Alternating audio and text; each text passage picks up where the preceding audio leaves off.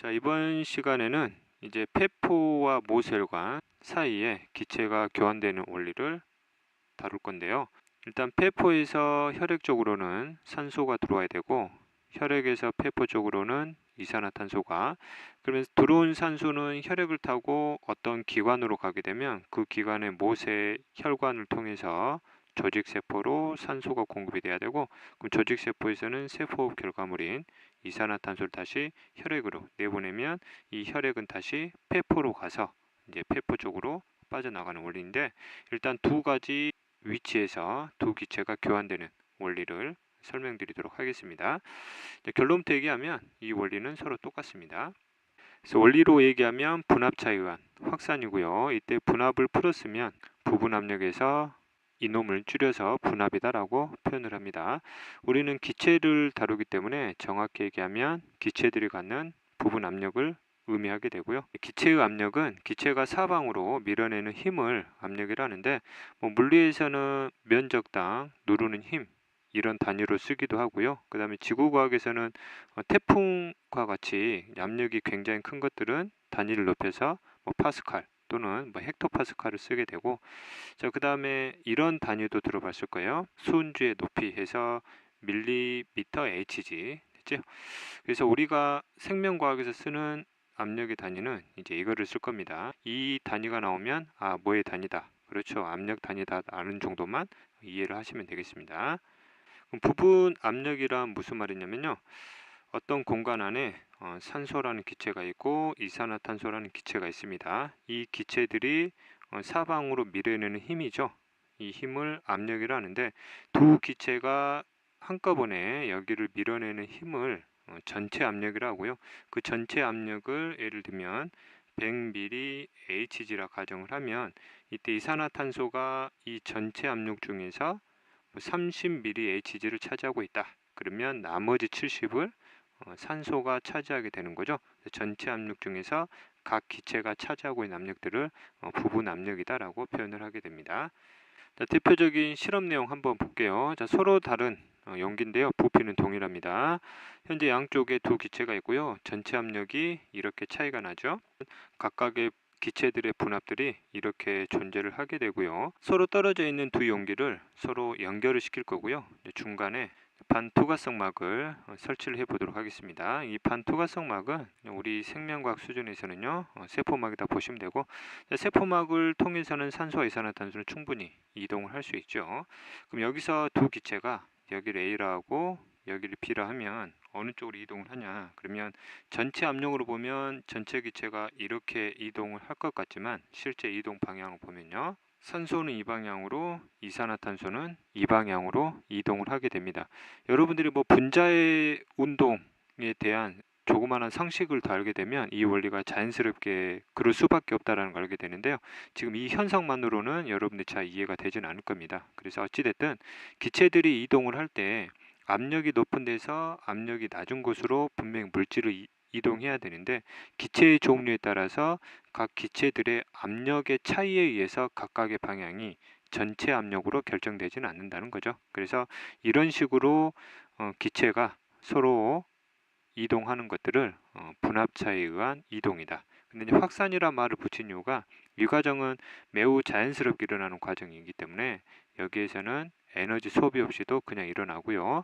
그럼 우리 생물체 내에서는 에너지를 소비하지 않으니까 ATP를 이용하지 않아도 자연스럽게 일어나는 과정으로 이해를 하시면 되겠습니다.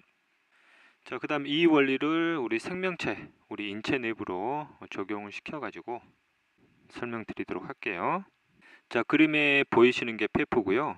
그 다음에 이 네모는 혈관을 아주 간단하게 표현을 한 겁니다. 전체 혈액순환 과정에서 심장을 중심으로 해서 혈관들이 다 연결해야 되는데, 지금 심장을 생략시켜버리고 지금 혈관만 표현을 해버린 그림입니다. 자, 그 다음에 여기는 특정 기관을 구성하고 있는 조직세포로 여러분들이 이해를 하시면 되겠습니다. 자, 혈관을 통한 혈액 이동 방향은 항상 한쪽 방향이죠. 그래서 혈액이 이렇게 이동을 한다라고 가정을 해 볼 거고요. 자, 여기는 폐포 부근의 모세혈관이고요.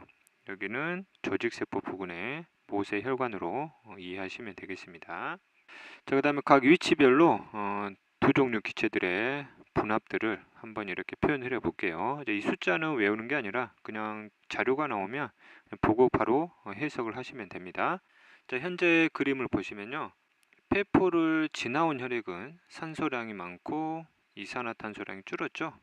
조직세포로 산소가 공급되기 전 이쪽 혈액을요, 우리가 동맥혈로 보시면 되겠죠. 자, 그 다음 조직세포 쪽으로 산소를 주고요, 이산화탄소를 받아 나오니까 이쪽 혈액은 동맥혈에 비해서 산소가 줄었고 이산화탄소가 늘었습니다. 그래서 이쪽 혈액을요, 우리가 정맥혈이다 라고 보시면 되겠습니다. 자, 일단 정맥혈부터 한번 살펴볼게요. 자, 정맥혈이 폐포 쪽으로 들어오게 되면요, 자, 산소 분압이 60입니다. 그러면 폐포의 산소 분압과 보시면 분압차가 폐포 쪽에 크죠? 그래서 자연스럽게 산소가 혈액 쪽으로 이동할 수밖에 없는 거고요. 그 다음 정맥혈의 이산화탄소의 분압을 보면 얘가 45고요. 그러면 폐포 쪽은 40이죠? 그럼 혈액 쪽의 분압이 높으니까 자연스럽게 이쪽으로 이산화탄소가 이동을 할 수밖에 없죠. 이 교환 원리가 바로 분압차에 의한 확산이다 라고 보시면 되겠습니다. 자, 그 다음 이제 동맥혈이 조직세포 부근으로 가면요, 이때 산소 분압이 조직세포 쪽으로 이동하게 되면 백이 들어오는 거죠. 그러면 조직세포 주변, 즉 여기는 조직액이 되겠죠. 조직액과의 산소 분압이 차이가 혈액이 훨씬 높으니까 산소가 자연스럽게 이렇게 이동할 수밖에 없고요. 그럼 동맥혈의 이산화탄소가 조직세포 부근으로 오시게 되면 수치가 40이죠. 그러면 조직액은 그보다 훨씬 높은 45이기 때문에 자연스럽게 이산화탄소가 빠져나올 수밖에 없고요. 마찬가지로 이 교환 원리도 분압차에 의한 확산이다 라고 이해를 하시면 되겠습니다. 자, 그 다음 좀 더 세부적으로 들어가 볼게요. 당연한 내용이겠지만, 자, 산소를 쫓아가면요, 정맥혈이 폐포로 막 들어온 순간 60이죠.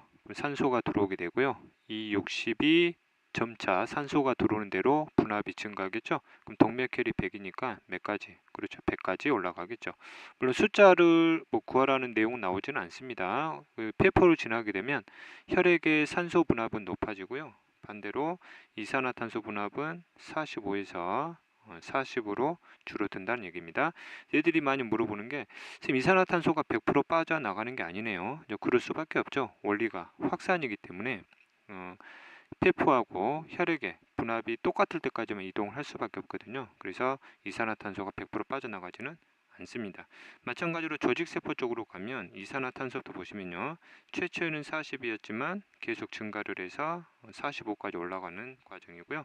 그 다음에 산소 같은 경우는 100으로 와서 산소를 주고요, 60으로 떨어진 상태로 보시면 되겠습니다.